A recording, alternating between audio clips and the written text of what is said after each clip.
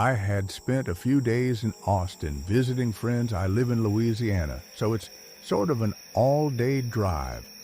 On my last day in Austin, my old friend Tom had commented on my Instagram story asking when I leave. And I said today, he told me he lived an hour outside of Austin, which was actually in the direction home. For me, I hadn't seen Tom in years, and it would be nice to catch up. He said I should stop by, and I said, sure, why not? I set my GPS for Tom's address, and it said about an hour and a half. Drive Tom and I had been friends back in high school, but lost touch after graduation. We followed each other on social media, but hadn't really spoken in years. When I pulled up, I noticed his house was a little old-fashioned. It wasn't run down or anything, just aged. The wooden porch creaked under my steps, and when he opened the door, I caught the scent of old wood and something rustic, like an old cabin in the woods. Tom was, of course, very welcoming, giving me a big hug and pulling me inside. Some friendship stayed just as pure, no matter how much time passes. The inside of the house was just as old as the outside. The furniture looked like it had been around since the 70s, and every step I took on the hardwood floors LED out a small creek.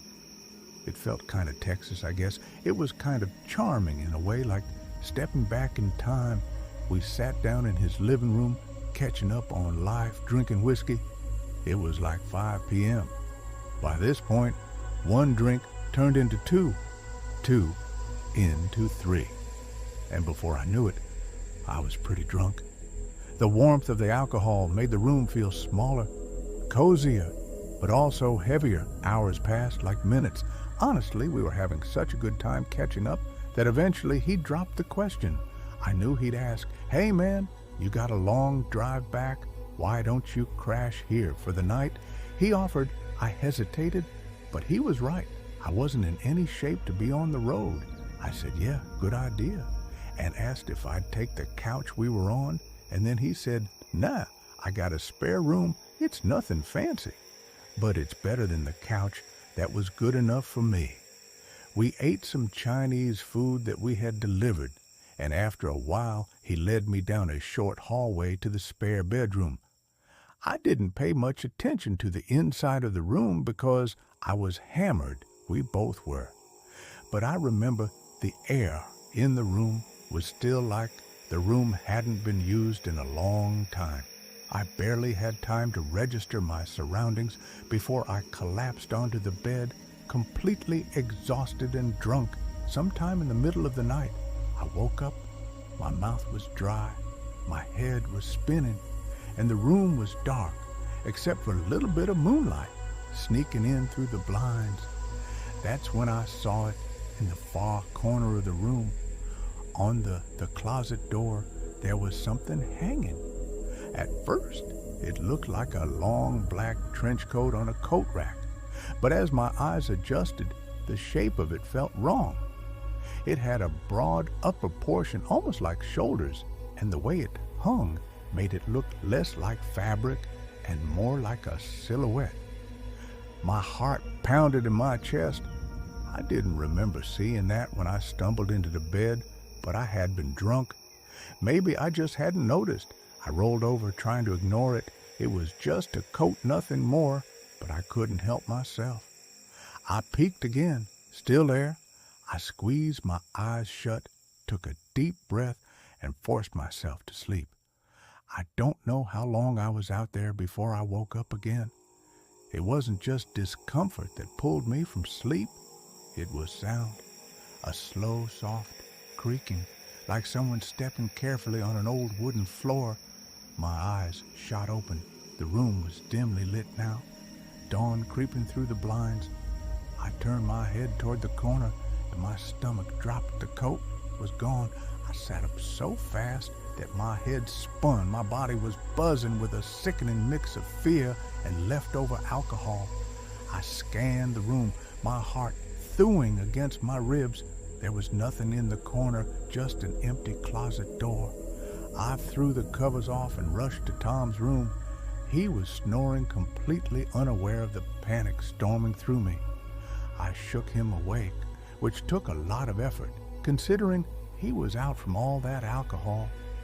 He finally woke up, very confused, rubbing his eyes. "The coat?" I said breathlessly. "The one on the coat rack in the spare room?"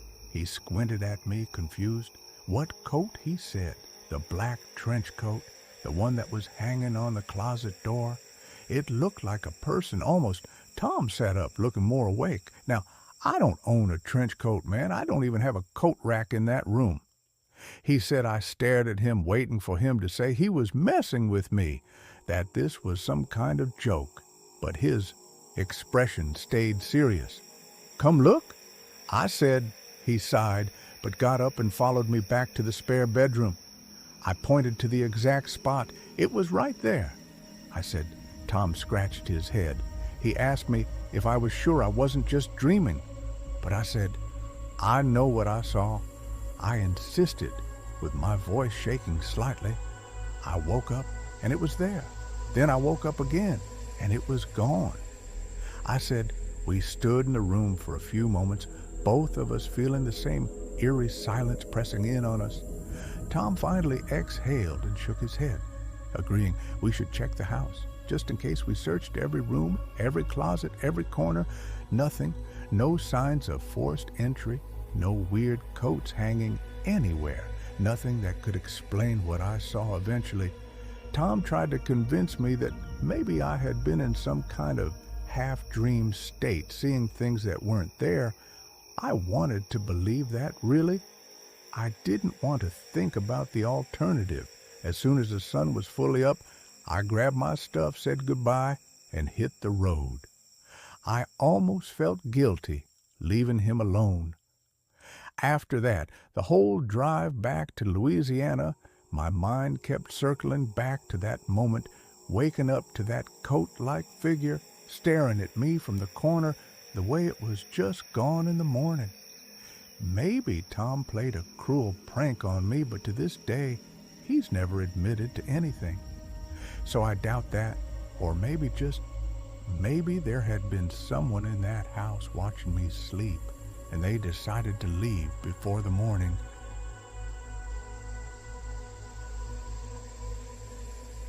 AIM. This happened to me when I was 18 years old.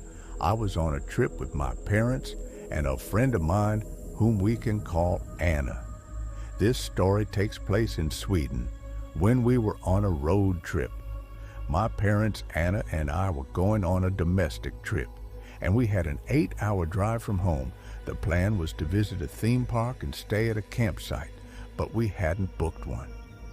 The day came, and we arrived in the city where the theme park was located, but we planned to visit it the next day, so we needed a place to sleep since we had brought tents in our car.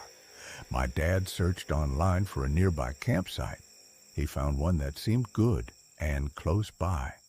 So he called the campsite. It unfortunately that day coincided with a big soccer tournament, and the campsite was fully booked since we hadn't reserved a spot in advance. There was no space left for us. My dad called around, but we couldn't find any campsites that were reasonably priced and near the theme park. Our only option was to find a camping spot in nature. We set the GPS to the nearest parking area in a forest to avoid parking fines. Eventually, we found a spot in a nature reserve. When we arrived, there were some people around, so we asked if it was okay to set up our tents there and whether it was a good place to stay. A woman who was hiking told us it was a good place to sleep and that there were no parking attendants based on that. We decided to sleep in a small, lonely gravel parking lot. We were surrounded by forest, and a 10-minute walk away was a beach. At first, we considered setting up our tents on the beach, but something told me it would be better to camp in the parking lot. As we got out of the car to set up our shelter for the night, I noticed a lone car parked further away in the lot. It looked like it was in bad condition, and there was no one inside. I found it strange because it was already evening, so there were no more people at the beach or hiking in the woods. However, I didn't think too much about it. At the time, I helped my parents set up our tents. They were sleeping in one tent while Anna and I shared the other. With both tents placed close together, after struggling to build them, we finally finished. Anna and I made our tent cozy, watched YouTube, and ate snacks. By this time, it was around 11 p.m. We wanted to sleep at a decent hour so we wouldn't be too tired the next day. After a while, around midnight, we decided to sleep at this point. My parents were already asleep in their tent. Anna and I were scrolling through TikTok when we suddenly heard a metallic sound from the parking lot. It sounded like a shovel being thrown onto the gravel. We both jumped in fear and asked each other what it could be. Too scared to peek out of the tent window, we chose to stay silent and listen. The sound had come from the same direction as the abandoned car. We then heard what I assumed was a shovel being thrown into the car's trunk, followed by the trunk slamming shut. We sat in silence, our hearts pounding. Then we heard the car speed off as if someone were trying to get away quickly. I texted a friend from a nearby city telling him where we were staying. He replied, warning me that the beach nearby was known to be dangerous, with organized criminals often engaging in illegal activities. There, we had no idea about this before. When I read my friend's message, I felt cold and deeply unsettled. About 10 minutes passed in silence after the car sped away. Anna and I had started to calm down a little when out of nowhere we heard the loudest, most blood-curdling scream from a man coming from the woods. We were absolutely horrified. I immediately texted my mom telling her we just heard a loud scream. When she didn't respond, I called her phone to wake her up. She finally answered and said neither she nor my dad heard anything. She reassured me that it was probably nothing serious, but at that moment I couldn't think of any normal reason for someone to scream like that, Anna, and I crawled under the blankets terrified, not knowing what was happening. Every minute felt like an hour. Even though it was midnight, we were too scared to sleep. Suddenly, everything became eerily silent. Then my blood ran cold. I heard footsteps. Someone was walking around our tents, moving stealthily. Anna and I sat up. Frozen in fear, I put my phone down so that its light wouldn't illuminate the tent. My heart was racing, and I could hear my own pulse. There was no logical reason for anyone to be walking around our tents in the middle of the forest. At this hour, the footsteps moved around our tent, first, then toward my parents' tent, and then circled around our car, which was parked nearby. The person stopped and seemed to be looking at our tents for a moment. There was complete silence. Then I heard the same car from earlier, returning its headlights, lit up our tents, and Anna and I quickly lay down to avoid being seen. I gathered the courage to peek through the small tent window. I saw the car door slam shut before it sped off again. I felt a brief moment of relief. When the person left from my vantage point, I could see the road they had driven down 5 minutes later. I saw another car approaching fast. It was a police car racing in the same direction. The other car had gone. Nothing else happened. After that, Anna and I were still shaken, so we decided to sit in the locked car to feel safer. I stayed awake until around 5 a.m., keeping watch over the forest, while Anna eventually fell asleep beside me. After about an hour, we went back to our tent and, out of sheer exhaustion, finally fell asleep. We woke up around 9 a.m., completely drained. I told my mom everything that happened, and she revealed that she had also heard the footsteps. But when the person was near their tent, she had also heard heavy breathing, like the kind you hear in horror movies during a scary phone call. She had been terrified too. However, my dad had slept through the whole thing, so we had to tell him the story. Without hesitation, we immediately packed our things in the tents, eager to leave as soon as possible. None of us wanted to stay there any longer. Despite the terrifying night, we had a good time at the theme park. Later that day, however, that evening, I decided to research the forest where we had camped. What I found made my stomach drop. Just a short time before our visit, a man had been murdered, there stabbed to death due to gang-related debts. Even more disturbingly, 2 men had gone missing from that exact beach and had never been found. I couldn't stop thinking about it. What if the person walking around our tents was a dangerous individual checking to see if there were any witnesses? What if we had been in serious danger without realizing it, even now? I still think about that night. Who made that horrifying scream? And why was someone using a shovel in the middle of the night in a forest? And the police, what exactly were they chasing? I guess I'll never know.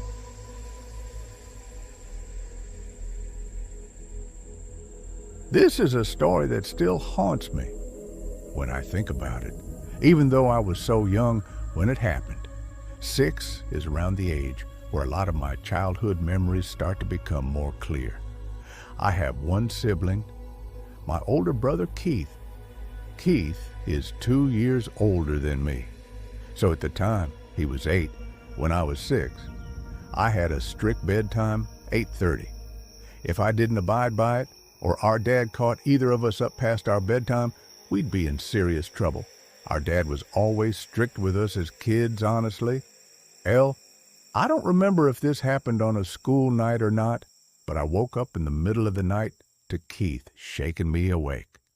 Keith and I shared a big bedroom upstairs in the house. My parents' room was on the first floor of the house. I was confused why Keith was waking me up until he told me in a whisper to be quiet and listen, and I did listen, and I heard what he was talking about. It was our mom's voice calling for us downstairs, but it was in a very quiet whisper type of voice. I was going to get up to go answer our mom, but my brother told me not to. He said that he didn't think it was Mom. I told him to stop trying to scare me. I remember being so mad at him. He told me to go closer and listen, so I got up and went towards the bedroom door. Right outside of our bedroom door was the little hall that led to the bathroom and another bedroom that our grandma would sleep in whenever she'd sleep over directly to the right. When you leave our bedroom was the stairway downstairs, which had a door as well. I put my ear up on the bedroom door and I heard the voice clearer. It sounded like our mom's voice calling our names, Keith, Mikey. I said to Keith, "That's Mom." And he said, "No, it's not." Somehow, as a 6-year-old and as the little brother, I found myself being the one confident enough to open our bedroom door and then listen through the stairway door, but now the voice stopped. I whispered to Keith that Mom walked away, and again he said, "That's not Mom." I kept telling him to shut up and that he was scaring me.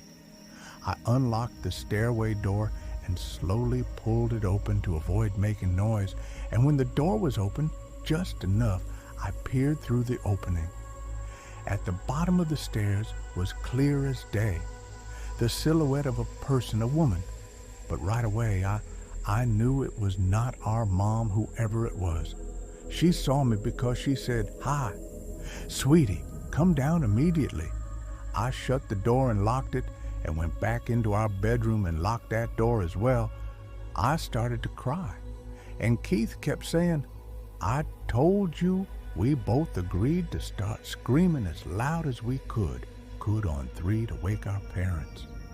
So on 3, we started stomping on the floor and screaming as loud as we could.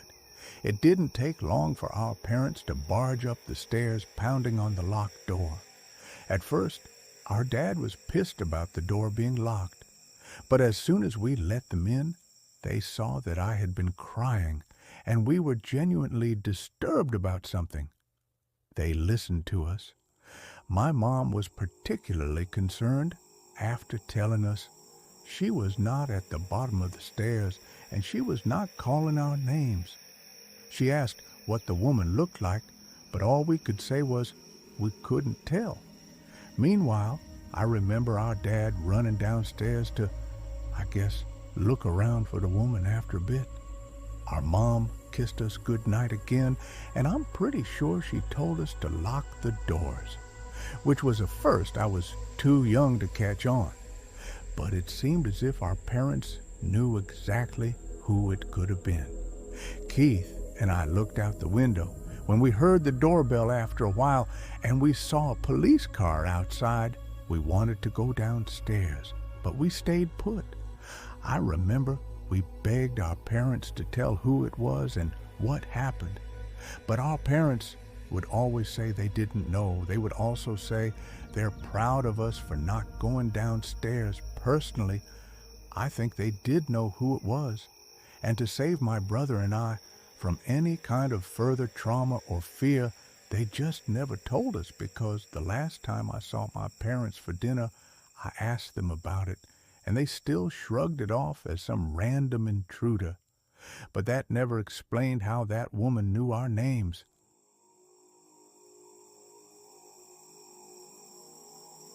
This happened when I was 16. I was still in high school. I obviously didn't have a car yet, so I was at the mercy of my parents, driving me around or just walking. If it was close, it was the weekend. My friend Haley was having some of our friends over. Since her parents weren't home, my mom drove me to her house. Haley lived close, about a 3-minute drive and 20-minute walk. My mom was single at the time, and she also liked to go out too. So she told me that if she's out late, then to just walk or get a ride home, which meant she was going on a date. A few of our girlfriends were at Haley's house. Tina, Courtney, and Belle, the 5 of us, hung out in her backyard for a few hours until some boys from our school unexpectedly showed up. Unexpectedly. I mean, Haley didn't tell me she was inviting them. The reason I was annoyed by this was because one of the boys that showed up was a boy I had some annoying history with, and didn't really want to see Haley thought she was being cute and sneaky by inviting him there against my knowledge, because she for some reason wanted him and I to work things out. It was just an awkward mess. There were 4 boys and 5 girls, including me. So eventually, I just decided I wasn't really feeling it. So after a while, I left. I'm sure after I left that some of the others started to leave shortly after, because it was already late. But I just didn't want to be around those boys. I made sure to let Haley know how pissed off I was over text as I was walking home. And she kept saying, "OMG, come back." She apologized, and I forgave her. But I still just wanted to go home. I walked for like 5 minutes until I slowed down. I thought I heard footsteps behind me. And when I slowed down, I confirmed. I heard footsteps that weren't mine. I turned around, and there was a middle-aged man with a hood up over his head and his hands in his hoodie pocket. He was smiling, looking at me, and said, "How you doing?" I responded, "Hi," and just turned and kept walking. We were in the suburbs. People are walking around. It's not unheard of. Even if it was late, 5 minutes more past of me walking, and every time I'd glance around, that man would still be behind me, more or less the same distance away, maybe a little closer. Each time I looked, it was not a straight path home. I'd have to make multiple turns onto intersecting roads to get to my house. And each turn I made, he was still there. I was texting my friends about it, and then the man from behind me said, Isn't it such a nice night? Love this weather? I replied back, yeah, and that was it. I started walking just a bit faster, but not enough to draw suspicion like that. I'm running away, the man spoke again.